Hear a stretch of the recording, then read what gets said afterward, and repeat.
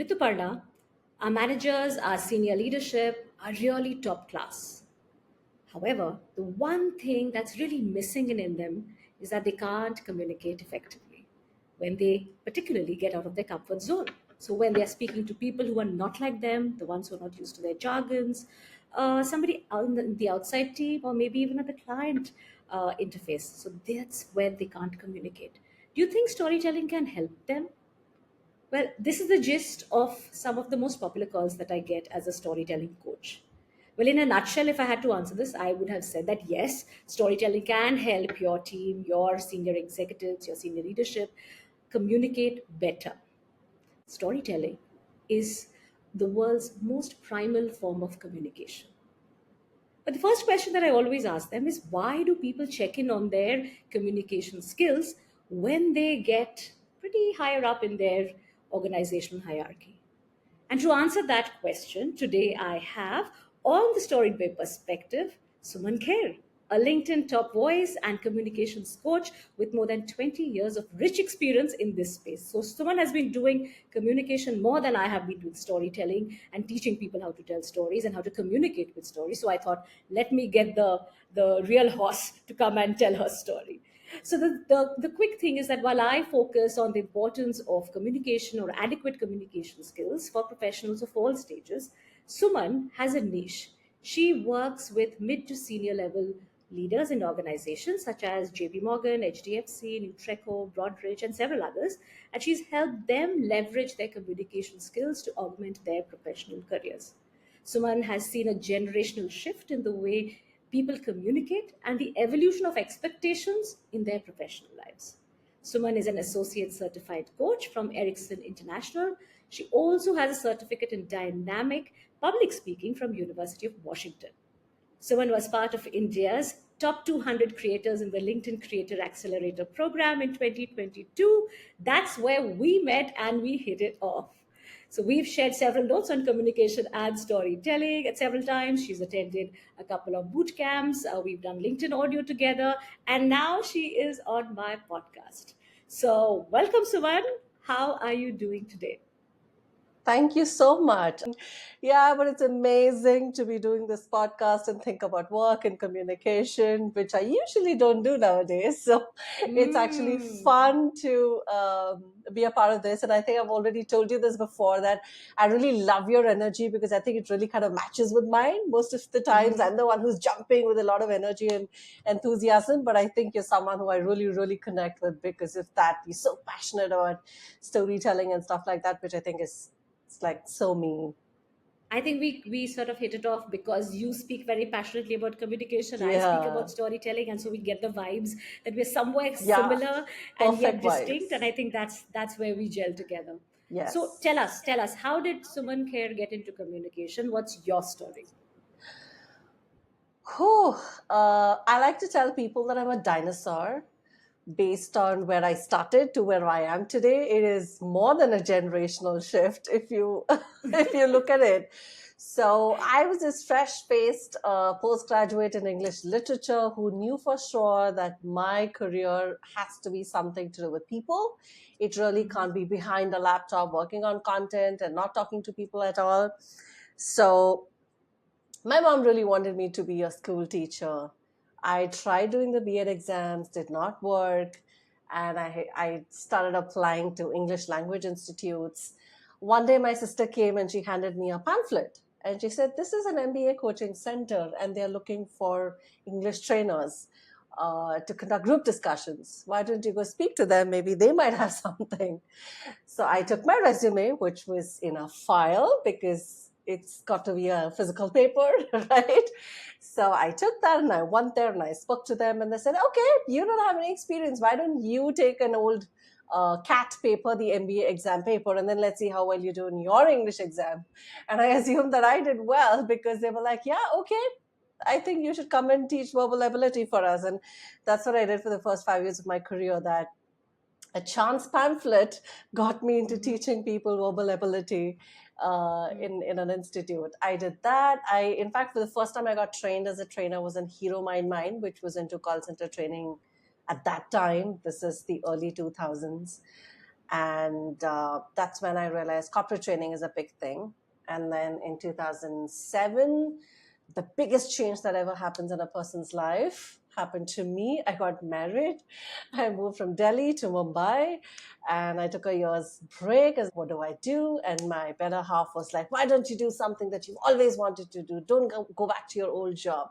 And I was like, "Okay, I wanted to do corporate training, so let's do it." So here I am in a new city with no contacts, no networks, nothing, and trying to launch my corporate training career. So we had something called Naukri.com.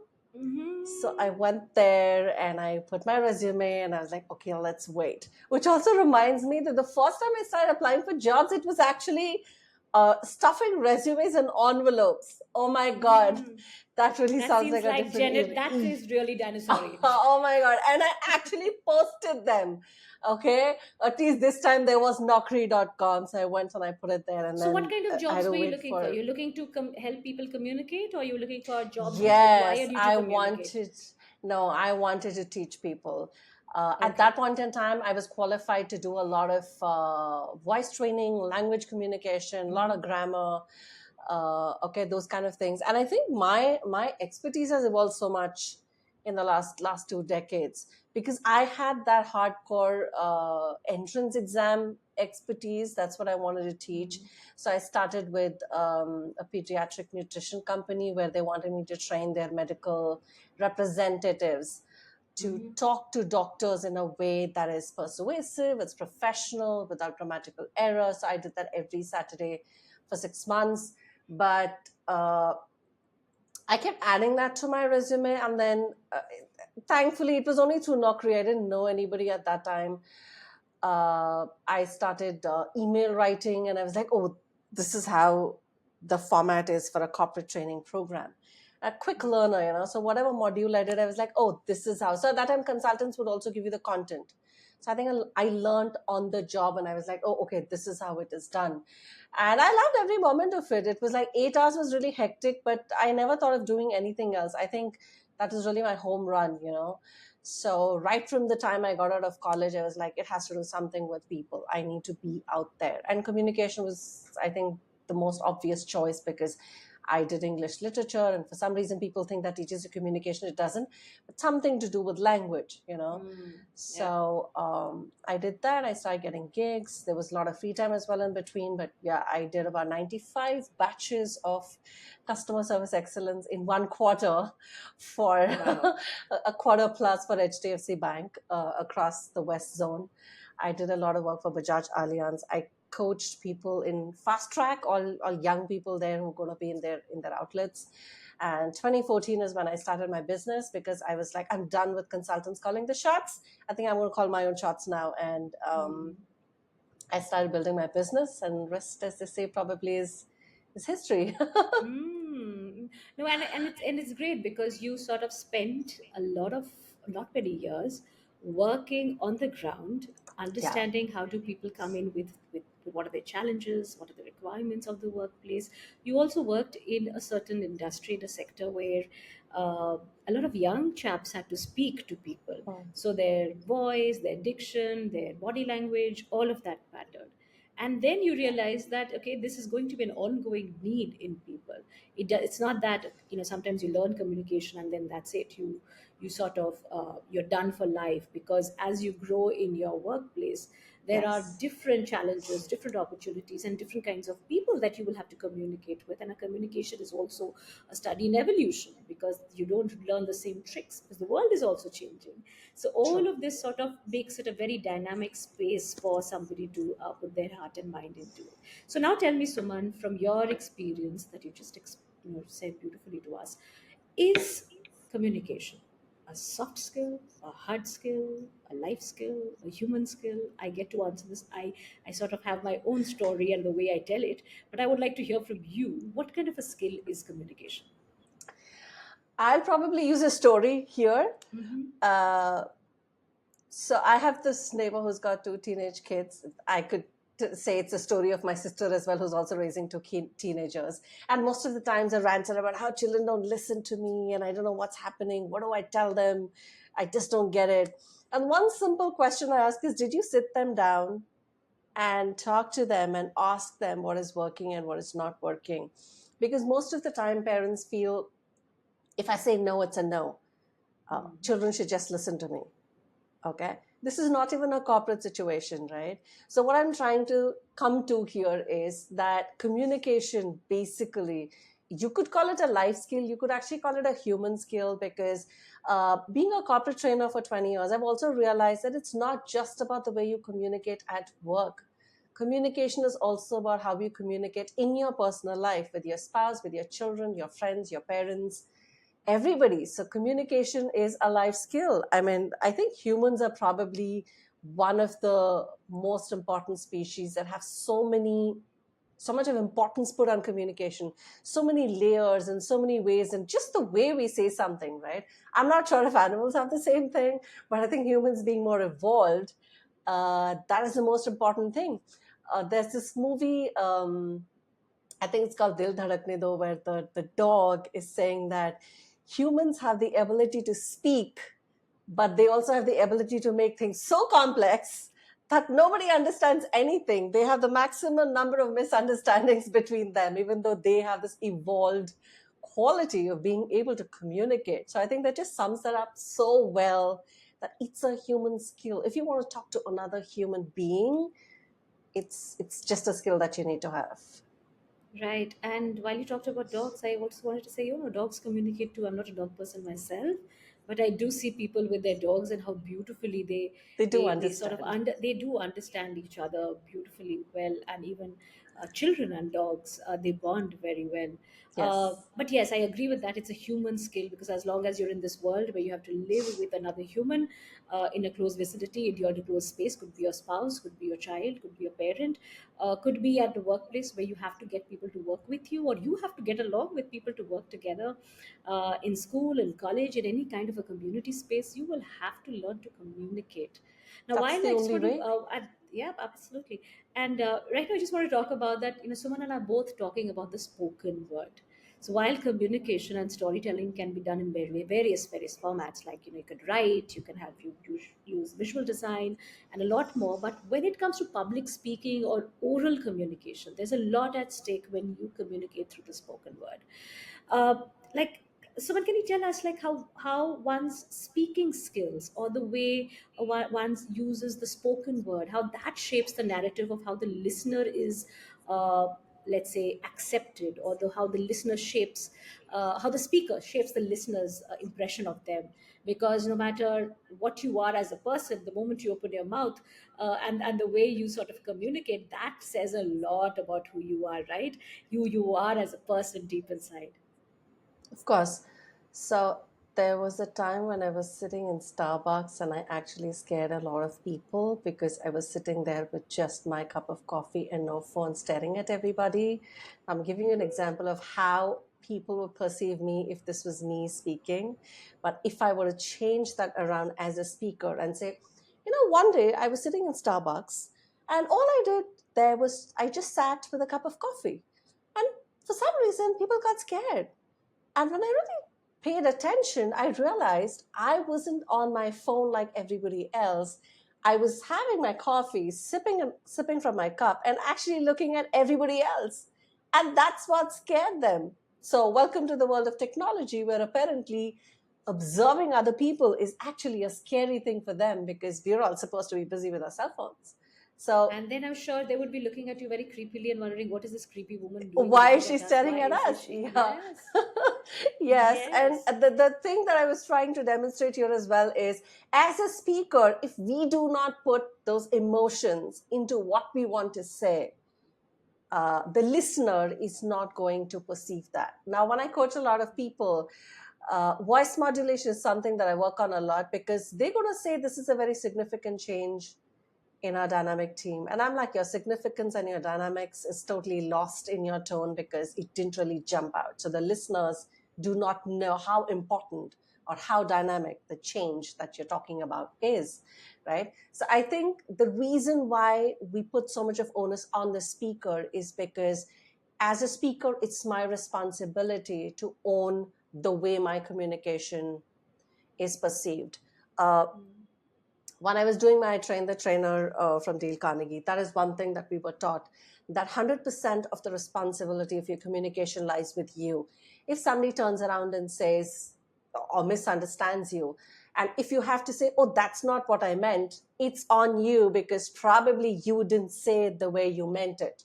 So, which is Absolutely. why 100% of the onus is on the speaker to use their voice, or body language, the tone, the pause, the rate of speech, everything put together, so that the listener has to make the least amount of effort to read between the lines and kind of figure out, are you real? Are you being ironic? No, the way it is conveyed has to be absolutely clear. So I think the speaker can do a whole lot of things to ensure that the Right. message is shaped in a way that the listener needs to Right. perceive. Right. That takes me to the next question, that perhaps we don't give agency to people to own what they want to say, how they think, how they feel, what's their perspective in the world.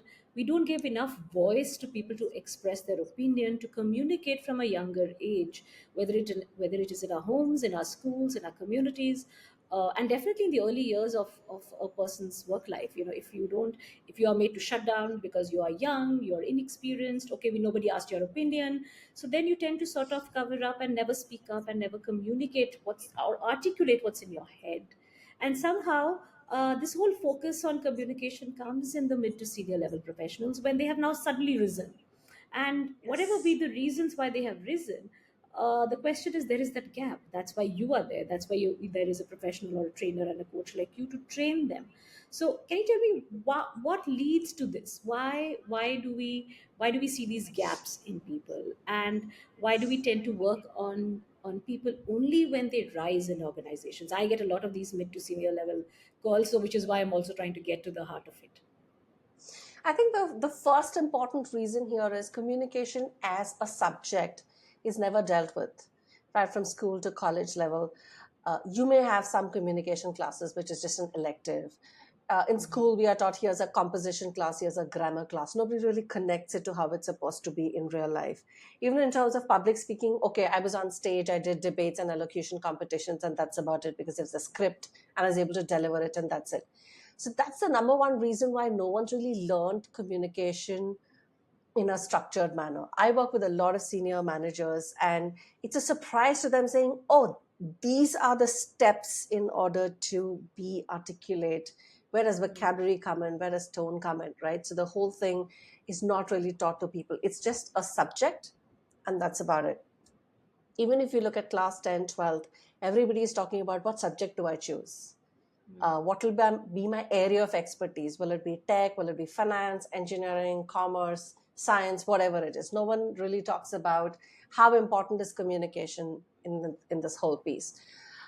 The second reason why this happens is even when people start working, they don't really are told that communication is important. Say the first 5 years of anyone's career, you need to show people how good you are in your area of expertise. In whatever department you are, you need to be able to do good work. Okay, so by doing that good work, they move on to maybe a couple of more other rungs in the ladder. But all things being equal, beyond a point, it's communication that takes you ahead. I think in a nutshell, a one liner would be, all things being equal, it's communication that takes you ahead in your career beyond a point. The kind of articulation skills that you need, the kind of questioning, coaching, stakeholder management skills that you need come only from communication. You may be an expert and you might become the IT head because you're so great at programming and stuff. But once you reach that position, how well can you tell the same thing to the senior managers who just need a helicopter view of things? They don't need you to go into details.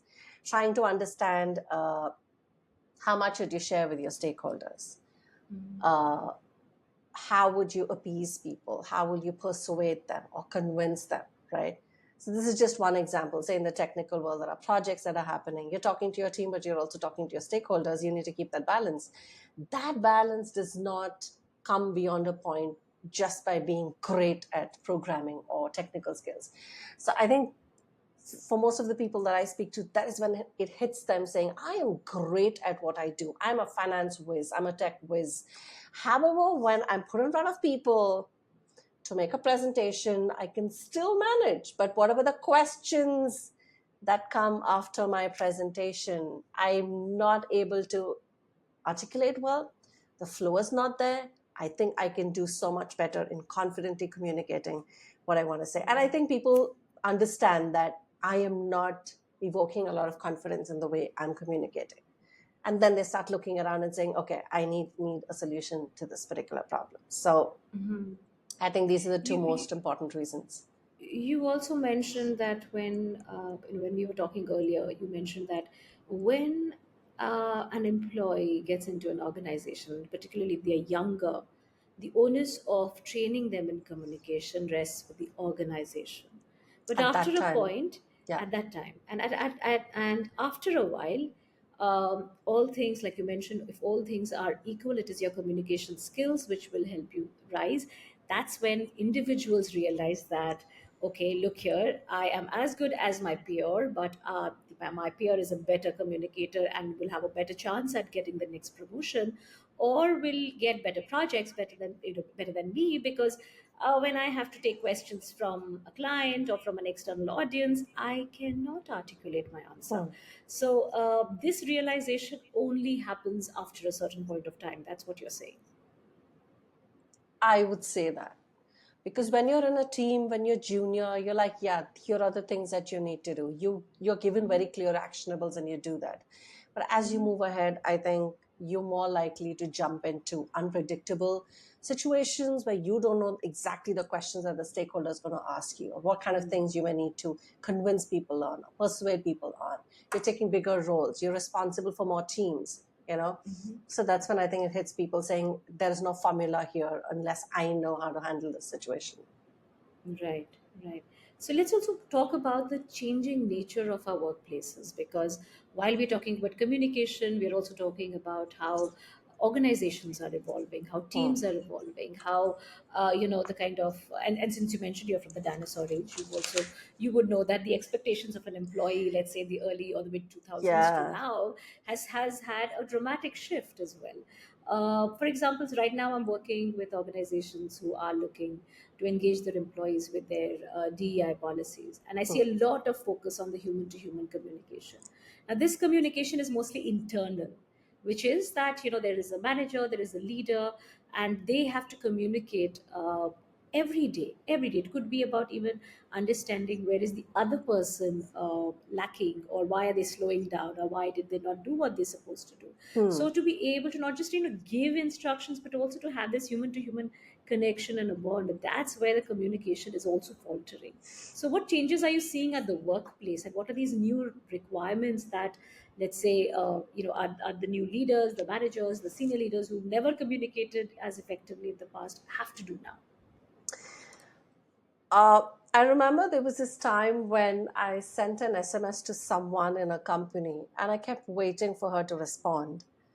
And I was like, I don't know why she hasn't responded. And then I picked up the phone and I spoke to her and I said, Shalini, I messaged you and I think you must have missed me. And she was like, what, did you SMS? I'm like, yeah. She's like, oh, that's so vintage. Just drop me a WhatsApp the next time because that's what I check. I think that was a real, this was about a decade ago. And I think that was the first time it kind of hit me that, oh my God, there's literally like a shift happening here where I would say at that time, WhatsApp was a casual medium where you just chat with people and SMS was where you seriously send messages. And then I realized, oh my God, I think my ways are just kind of a little too old fashioned for people. And then you move on to WhatsApp, right? Uh, and today I hear that even emails are not really the place where people check. You have Slack, you have other chatting channels. In fact, I had spoken to a particular client who wanted one module specifically teaching their teams what is the role of each medium of communication, because apparently they were just leaving updates and questions on Slack and no one's really going to scroll through the whole thing the next morning and say, oh, did you ask me a question? Okay, so I think the biggest shift that's happened now is different generations working in the same workplace. there is a fresher probably who's from the Instagram generation to probably, I would say, somebody like me who believes formal channels of communication need to be respected. Okay, don't just leave me a chat somewhere. Write a formal message, because I'd rather have that on my email, which is the formal thing for me. So I think that is number one, the most important thing that has happened. Now people are working with different generations who have different ways of communicating. In fact, if you've heard of this book called Digital Body Language by Erica Dhawan, I think it came out in 2020, and such a great time for it to be out, because she actually gives a tiny primer on emoticons. And Hmm. she's like, and let's accept it that emojis have become a part of our somewhat formal communication as well. But where is it appropriate to use? To what extent is it appropriate?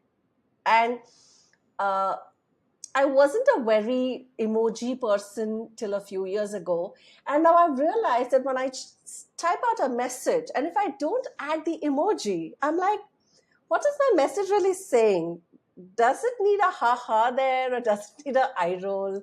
What am I trying to do here? All right. So I think I've kind of also realized that my communication is shifting to suit the times. So, number one, multiple generations working in the same place. And the second and the most important shift in the recent times is the pandemic. And I've realized that I started getting a lot of calls about, I'm behind a camera. I can't see people. Now, how do I communicate? I don't know what they're thinking, right? And true enough, we have this option to switch off our camera and like be in our own world while somebody drones on in the meeting. So I think that created a huge shift in how people realized that their communication skill has to get better, because it's all virtual. It's post pandemic. So different generations, different styles of communication, and now with people being behind the camera, I think that's just added to the challenge at the It's also workplace. to do with, let's say, attention spans of people. Oh, How yeah. long can you sort of zone in and stay with the person? How engaging that person is. I get that a lot. That you tell us to tell a story, but won't the story make a message very long? They will zone out in the first 30 seconds. I said, no, if your story is well and good, if you tell it well, they will stay for the next 30 minutes. And that's what you Yeah. want, or maybe even 3 hours. And if you can hook them for the first 3 seconds, then they will stay for 3 minutes, and then so on and so forth. So that's something which I keep telling people, that don't dismiss the idea of the fact that attention spans are shifting, Yes. and therefore you have to sort of submit to the shortest crispest message. So just tell them what they have to do, and that's the easiest thing, instead of give them something to think about. That's another kind of one of those things which I get a lot of times.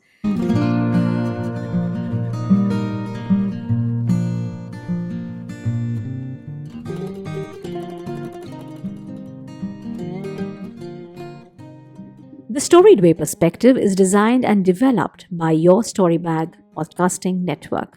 Podcasting is a fantastic medium that brings listeners to gather around a story. As the podcasting industry grows by leaps and bounds, we at Your Storybag want to help storytellers, businesses, brands, and organizations leverage the power of narrative. We are not an agency. Instead, you can imagine us as a collective or a cohort that incubates and nurtures emerging story based podcasts in the airwaves. If you'd like to collaborate, commission, or create your own story based podcast, reach out to us at podcast@yourstorybag.com.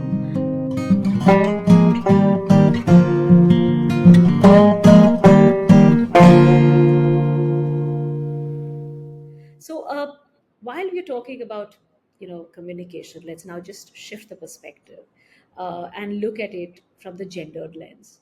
I also get a lot of calls to organizations where I'm working with mid-senior level women, and again, when we look at communication and women, there is a whole, let's say, body of work that one can lean out and lean into, and then talk about how do women exercise their voice, who is listening to them, how are they communicating, are they have to do they have to communicate like men to be taken seriously, all this and the other. So what's your perspective on this?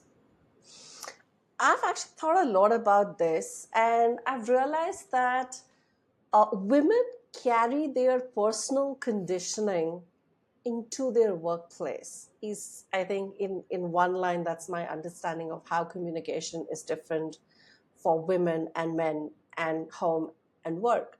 I remember coaching this particular person. She was a woman in STEM, which is a minority.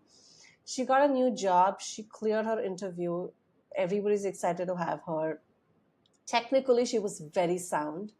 But I found that whenever she came back and she told me there was this meeting and this happened and this happened, I didn't agree. But did you speak up? And she would be like, no, I'm new. So how could I have just jumped in and put forth my perspective? And I'm like, why not? And after coaching so many women, I've realized, as people, right from childhood, we are told not to speak up, not to stick your neck out, don't be too loud, don't be rude, don't praise yourself, just stay under the radar. Just stay under the radar. I was attending this particular panel discussion of a lot of women CEOs, etc. And one of them shared her experience where she said, I was at a meeting where a whole lot of these people who were my level were there. But somehow, when lunchtime happened and everybody woke up, the responsibility of ordering lunch somehow fell on her because she was like among a couple of women over there. Okay. And she's like, no matter how great I am, when I'm at that table, I have a seat at the table.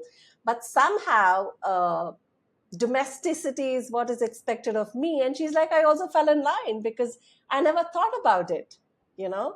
So I think we just carry that conditioning from there to there, and which is why we don't feel we can speak up. And I feel assertiveness is one thing that women find it really, really hard to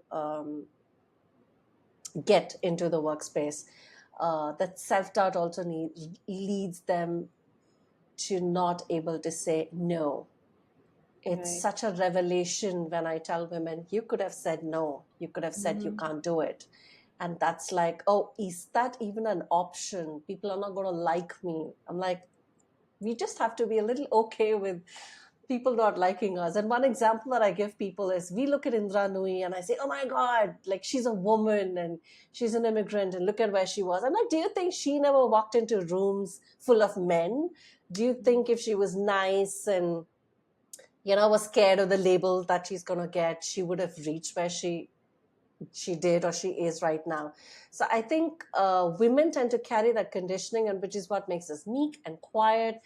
And I know that we may be unpopular if we speak up, but I think there's no other way to make it to the top. We are just 10% women founders in Fortune 500 companies, and I think we really have to use our voice and communication to make a dent in that percentage.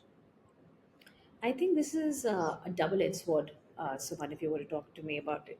I say that, while we talk about communication and we look at it from the gendered lens, I go as a storyteller and I say that to understand your communication challenge, whether you're a man or a woman, girl or a boy, you have to go back to your own story. When was your voice celebrated? When did you feel you were made to shut up? When nobody believed you? And those conditioning, those scars, men and women carry equally to the workplace, depending on where they're coming from. The focus or the expectation or the conditioning to, let's say, to be taken seriously, those are Hmm. things which women and men have to navigate at the workplace equally. Say, for example, there's a young boy or a man who is working under a woman leader. How does the woman leader communicate Hmm. this young professional or this man to do his job, or to understand where is he struggling, what is he struggling with, how can she help him? If he comes with the conditioning that I cannot communicate to women better, I mean, I can't use a certain kind of a language or a certain ease because there's something holding me back, then that communication channel is anyway broken, and vice versa. I Hmm. have seen men who struggle to speak to women because the same kind of, let's say, Conditioning, yeah, okay. conditioning. Yes, I, right. What do yeah, I I? never thought about it from that perspective. Interesting. Yeah, Yeah.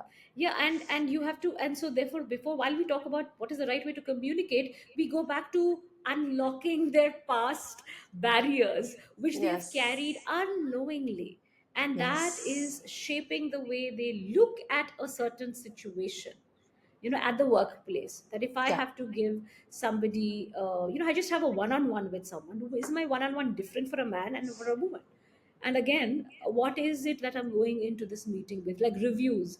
I've had organizations and HR managers tell us that, can storytelling help us give better reviews? Hmm. Because are and again it all comes down to knits together with communication, that Yeah. how do we give critical feedback, how do we talk to people about where they are going right and where they're going wrong, without burning bridges, but Hmm. also enabling them to step up in their workplace. And somewhere gender plays a very interesting role. Gender, Yeah. class, creed, every race, which sort of background are you coming from, everything, your sense of privilege, your sense of denial, everything comes in. And that's where the person's mind is what is playing tricks with them, and their ability to communicate. Interesting. I see that Yeah. happening a lot.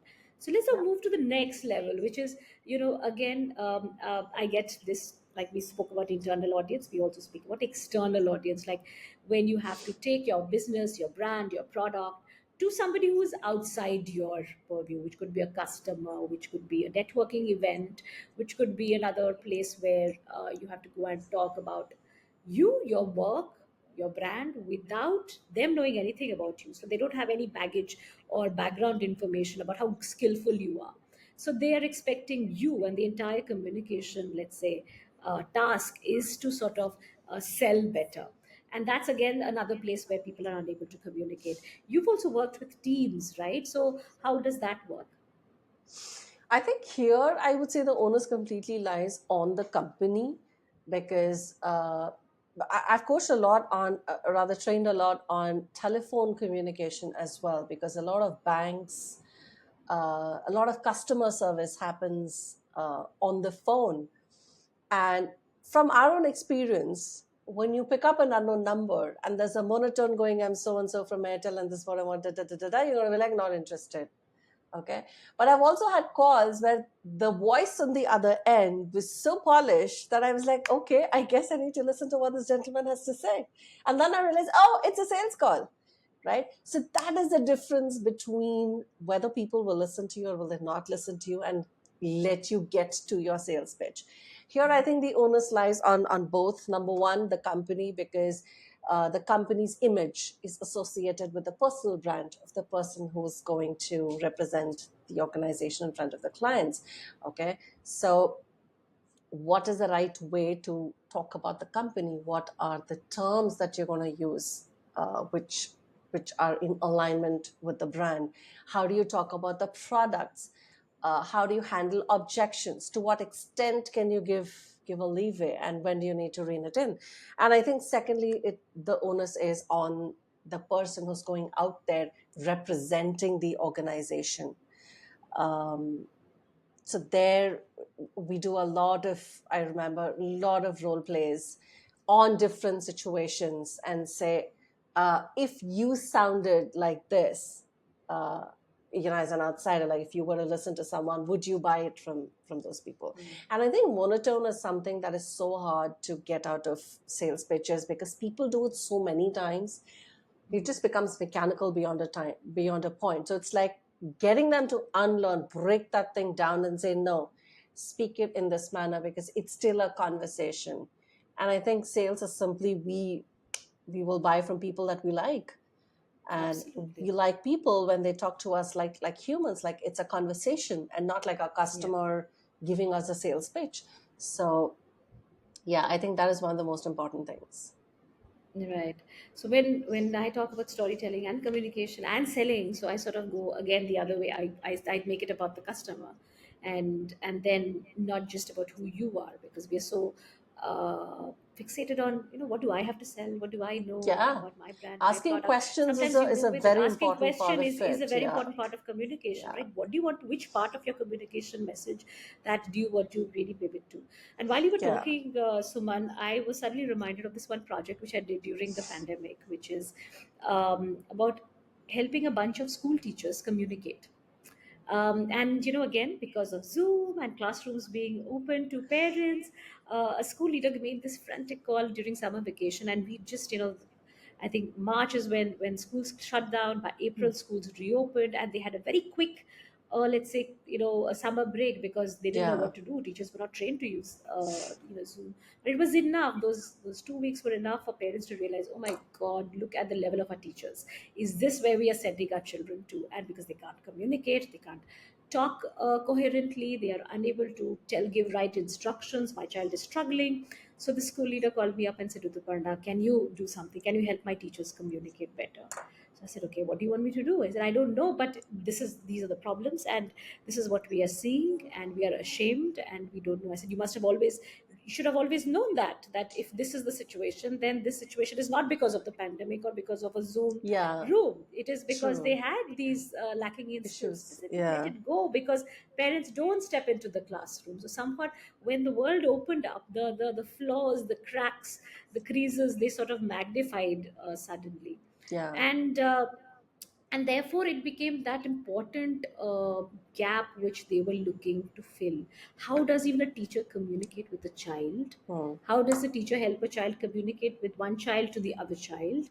How do teachers communicate among themselves? How do they Hmm. communicate with parents and the parent community? All such things, everything became this big rounded point of, let's say, discussion in our program. So let's talk about, what are the opportunities which are challenging for people when it talks about communication. Here I gave that example and the story of a classroom teacher.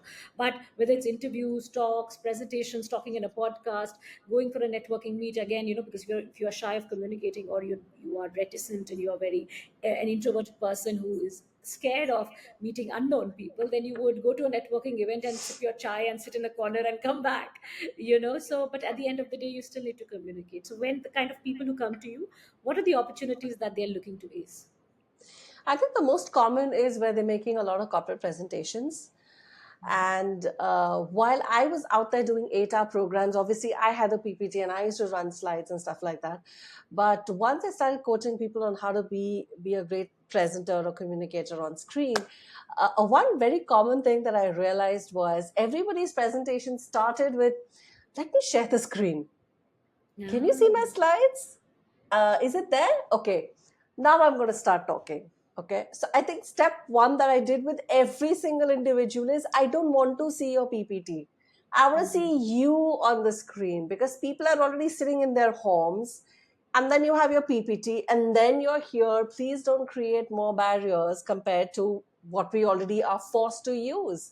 Right. So that is one thing I remember the whole of course people have started going to office now, but that was one thing that every single person did. Like, "Can you see my slide? Okay, good morning everybody, and here is what I have to say." I'm like, "But I need to see your face." Okay. So presentation is something, so again, this is also a two-part answer. So presentation is something that people know. Any meeting, anything that I go to, I'll have a slide, maybe one slide, two slides, whatever. So they just know the whole drill.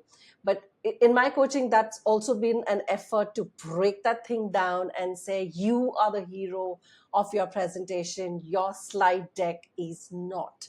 Because people love to hide behind a slide deck and say, look at how beautiful everything is. It's so full of text and images. And so I don't have to be at the forefront of it. And that's just people's way of saying, oh, okay, it was a great presentation from start to finish. I went and I spoke for whatever, 15 minutes, 20 minutes, whatever. The challenge really starts when there is Q&A at the end of the presentation, and you've said what you had to say, and now people have questions. People have problems, you need to convince them, maybe come up with answers. That's when communication starts disintegrating, saying, my presentations go great. But in impromptu situations, when people ask me questions, I know the answer, but I'm not really good at articulating it in the way it should be. I don't get that wow effect when I say it, or from the reaction that I get from people. So I think impromptu speaking is the most important thing where people struggle with. Because if you look at senior managerial level, most of them go out there and make presentations, and then they're supposed to have this portion of impromptu speaking where people may have asked questions. You may have certain things to share with them, which is apart from the presentation. So So it's not impromptu speaking for scripted, really. So it's, people, it's the difference between a scripted piece and yes, unscripted piece, where yes. they sort of feel the gap. Okay, Yes, I in get that. fact, when I coach people and they need to work on certain answers, they'll be like, "I'm going to write my answers and then we'll practice." I'm like, absolutely not. Because No, once you're married to your script, there is no way I can yeah. drag you You out can't of go out. You there. can't do improv. They need improv, theater improv Oh, and I'm lessons. like, every time you get stuck at what's the next line, you'll get stuck. So I'm like, make points. We are here to practice. Okay. So I think the Right. unscripted part is what really hits people, even at a senior Mm. level, saying, I'm the senior guy and I head this department and I'm talking to people in the UK and US and all these international teams. But somehow I don't feel like I'm up to the mark when it comes to, and everything can't be scripted, right? When you're having a Oh general yeah, you conversation can't. from teams across the world, and that's when it hits them saying, I'm really not, I don't feel that great, I don't feel like I'm doing justice to my communication. So this unscripted part, I think, is where people really struggle, because if it is a talk or a presentation or an interview, even networking, you will probably prepare a few questions or learn how to introduce yourself, create an elevator pitch.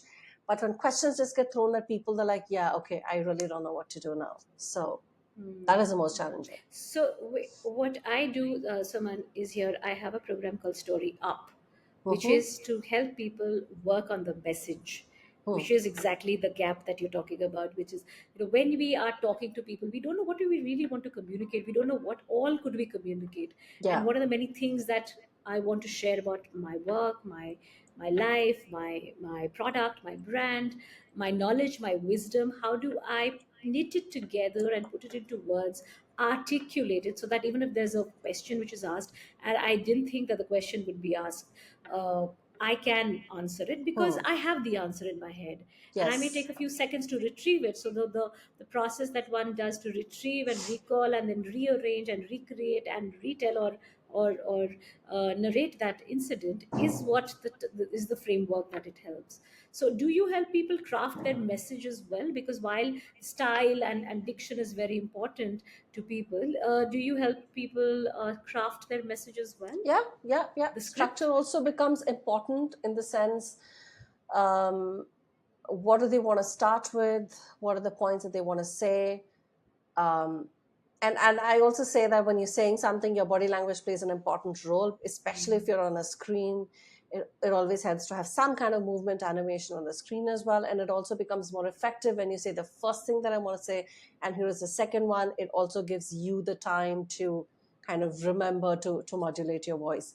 Um, in fact, a lot of things that I do is, people know what they want to say. I try and see, number one, if they can bring in a story there. Maybe I don't use that story as a word, but I'm like, can you think of an example, a project that you worked on, some similar situation that you faced? So instead of jumping in and telling people, guys, this is what we need to do, why don't you bring in a story from your past that also nails your place in the whole scheme of things, saying, hey, I've been there, I've done this before, this is what we did at that time, so why don't we try and do this here as well? And the second thing that I try and bring into people's messages is, try and see if you can add a question there. Do you guys agree with what I just said? Don't jump into your message, maybe start with a question, because again, like you said, the first 3 seconds are so important. Everybody expects you to open your mouth and start droning, but what if you did not? What if you started with a question? What if you started with a story and say, 3 years ago this is what I was doing and everything was going fine, but here is a problem that I faced, and guess what I did? This is what I did. Do you see where the similarities are? And boom, when you jump into your message. So I think that is the kind of value that my clients get. Everybody knows what the message is, but like you said, to be able to reframe it, rework in your head and say how you can say it. So message to hai, but how can we enhance it? Stories, obviously, from their experience. Maybe ask a few questions, get answers, comment on them. So yeah, framing the message in the way it should be is a major part of what I do with my We are at the clients. perfect juncture where I want to bring in my next story, which is about this gentleman who was a CEO, MD of his own company, and after we'd been on LinkedIn for some time till he said that, "Ma'am, I want to meet you." So we met at Starbucks. This is not a push or a promotion or collaboration with Starbucks. That's Suman also goes and I also go. But yeah, Yeah. that's where we tend to have a lot of our meetings. So there we were on a cold winter evening having our hot lattes, and then he tells me, he understands how I do, how I coach people. We have this longish conversation, and then he says that, "Ma'am, just I want you to teach me 5 stories." And I said, "Five stories? Like which five? Do you know which five you want to tell?" So he says, "No." So Go back, rewind to the person. So he goes for a lot of these conferences, tech conferences all across the world because he's a tech company, and he's invited as a speaker, as a Hmm. as a presenter, and he goes with his all technical knowledge to stand up on a big podium with thousands of people listening to him, and he realized that the chaps who come with stories, they get the largest loudest claps, they have the biggest following, they keep being invited, they are featured in articles and in industry conferences. They are the Hmm. ones who are most sought after, but though he's of the same league, same experience, as valuable as a company, but he's not anywhere there. So that's when that storytelling thing Hmm. came in, and he came to me saying that, ma'am, I read all the books on communication, on public speaking, on storytelling, but I still can't do it. And he named all the books that he'd read. So I still can't do it. So now I think I need a coach. I said, very good. So then he comes back to the five story. After me explaining how will we work. So he said, five stories. And I said, what would you do with which, do you know which five? He said, no, but just five. I said, what happens where why five? He said, no, I will just keep telling those stories. I said, what will happen after you finished with those five stories? He says, I will tell them again. Yeah. So so here I was teaching that man how to fish, and so Yeah. that he never runs out of what I call the story engine. If he just fires up the story engine, he will have a mechanism to find stories to tell from his life. But so that's where he was stuck, and we disagreed. He said, I'm sorry, I can't teach you five stories, and if you can't work like this, then there's no point in working.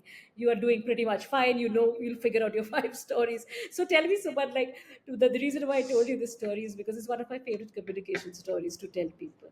So, at what time does anyone know that they need a coach, that they need somebody to work with? So, because that's where they are. I could see that this gentleman figured it out, but he was not willing to go the whole hog. So, even if somebody has figured out that they need a coach, with what mindset do they need to approach it? I think the first thing that alerts them to the fact that there's something that's not working, because most of them say, I know what I want to say, but somehow I feel I'm not as articulate. My boss is so good and I really want to talk like him. I feel something is missing because they feel that even though they may sound confident to people, in their mind, they know I'm struggling to put these thoughts together. Actually, that's the number one thing that I think that makes them realize, yeah, I think there's a problem. And the second thing is, since the kind of people I work with, they know what's out there. They've read books, they've maybe done a few free courses, gone to YouTube, and they're like, we've subscribed and stuff like that. But they're like, I am still not able to get better using those particular resources. And I think that is a point where they know that I need a human Hmm. who knows communication or whatever subject to go ahead and, I wouldn't say judge, but assess me and correct me where I go wrong, because it needs to be a two-way thing. It really can't be YouTube. Okay, you can watch an entire course. You can also do an entire paid course, but that gives you all the steps, one to six, 1 to 7. It's that personalized attention to where I am and where I want to be. That is one of my favorite things, where I tell people that Hmm. you are, so when I do my initial call with them, I'm like, you may be at a 5, I can bring you to a 7, but if you're at a 5, I can't bring you to a 9 or a 10. So you have to, the call is for me to understand where you are and probably where I can get you to, which is mainly confidence and communication. The process in the head to get faster from the ideas that I have to how quickly can I structure them and articulate them in an effective manner. So I think those are the two things that really help people realize: one, I'm not up to the mark. I'm really struggling in my head to create this thing. And two, whatever online resources I have, they really don't seem to be working for me. I really need a human to talk to me and tell me where I'm wrong and how do I correct those things. Right. So the self learning is not for everyone. It's this whole path of Beyond a reading a point, book. actually, Yeah. no. Yeah. No. Yes, because or you need a certain kind of, let's say, prowess to even use a book or a free course, or read enough to sort of step up. But sometimes the what is holding you back is so deep and so basic that you do need an external voice and an external, let's say, pair of eyes to sort of observe that and unlock that for you. That's where a coach comes in. No one's really been taught communication in a structured manner. So, which is why it is eye-opening for them, saying, my God, I've been working for 15 years and I've been talking to people all over the place, but I never really thought that there is a way to learn communication as well, because they know they want to improve on certain things, but how is something that they don't know. So how is where it's only a human can go out there and say how to work on your tone, or your rate of speech, or whatever the other things are. Sorry. Yeah. And sometimes when you're being misunderstood, we tend to blame the listener, saying that Yeah. it's them who didn't understand. They Yeah. don't have the I was intelligence, clear they don't have the enough. intellect. So I was clear enough, and I made sure that I said it the right way. And when we sort of help people rewind, say, can you reconstruct what you said and how you said it? And then now let's look at it. I call it the lizard on the wall. I call it the lizard on the wall technique, that you go back and become a lizard on the same wall, in the room that this was happening, and now observe it from there, because then you let go, because lizard has no feelings for you, no emotions for you. So therefore you have to observe that whole incident without any bias, prejudice, any emotional take, and then see how did you respond, how did the other person respond, and what were the implications of that communication that didn't work. So that is my lizard on the wall technique, to get people to rewind to a story. So, Suman, I have to say thank you. You did not have to do this with me today, because you are on a sabbatical. That's what I want everyone to know, that at the end of a long, long conversation with Suman, it's such productive, but it doesn't look that you're on a sabbatical. You're not on a break, lady. You need to stop thinking about communication and I stop had to like accepting the polish request to come my back on the my podcast. knowledge, and I was like, okay, where's my formal top? I need to dress up today and make notes. And but it's been fun. It's like, hey, that's the life I've led, so that's still my favorite part of my life. So it's very much a No, part of me. you speak passionately about communication, and it's very, very evident. I miss reading you on LinkedIn and talking and chatting with you in the comments. But it's so refreshing to hear you talk, and talk with an open heart. But I also respect this whole need to sort of step out of social media, pause work, enjoy this phase, to actually snap out and communicate within, because that's where Yeah. the let's say the better half of someone is going to come out, whenever she chooses to come back. But I do believe that you're still coaching people, so could you tell our listeners, how could they reach out to you, where should they reach out to you, and how you can help them? So people can leave me a DM on LinkedIn. I still check my LinkedIn. You can always email me and on sumankher@sumankher.com. You can, if you land on my blog, you can always use the chat button there, so that comes to my WhatsApp. So all the channels are very much there. I think there's also a Calendly link on my LinkedIn profile. You can click that, schedule a call. I will take that call. So people can get in touch with me in so many different ways. And I still definitely check all my channels. I'm not constantly on them, but I check my email. And if you're a senior or a mid-manager who thinks that communication is something that's stopping you from going to the next level, get in touch with me. And I have a 6-month program which is beautifully worked for tons of people to overcome their communication hurdles and really get to the next project or the next promotion that they've been really looking forward to. So as you can see, Suman has not snapped out of all communication channels. She's kept them open. She is old school and new school, and quite in there, because she's, from the click of a button, you can reach her on WhatsApp. That you'll get Yes. her number, and you can write her on email. You can connect, book a call on Calendly. All of these links will be in the show notes. So anyone who's looking for some strategic help should reach out to Suman.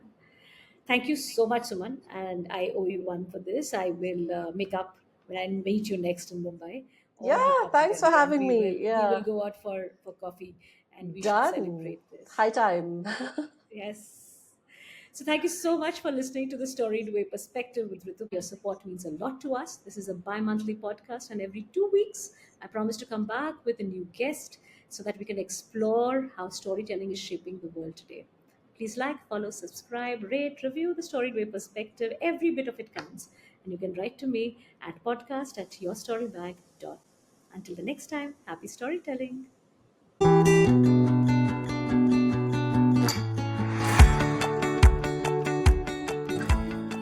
Hi, this is Rituparna. Thank you for listening to the Storied Way Perspective. This is a bi monthly podcast where you will meet storytellers, influencers, entrepreneurs, coaches, thought leaders, and experts as I ask them, what can stories do in the world today? You can find us on Apple Podcasts, Spotify, Amazon Music, Audible, and everywhere else. Look out for the Storied Way perspective with Rituparna. No matter where you listen to us, please rate, review, and share the podcast. This helps me know you are listening.